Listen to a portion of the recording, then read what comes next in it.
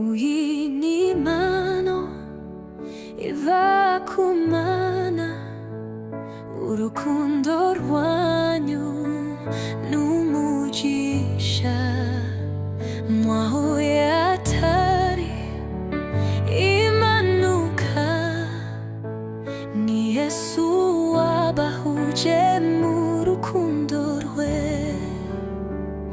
Iyo mbareba shima Uwiteka kuko urukundo rwanyu n'urukuri. Namusabye ngazahore ari rwagati kuko niwe shingiro ry'abakundana. Urugo rwanyu nirube urw'amahoro, Yesu nababe hafi iminsi yose. Mwizerane, mwihanganirane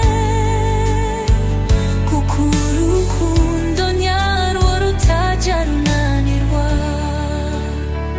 Ndagushimira Vestine wanje kubera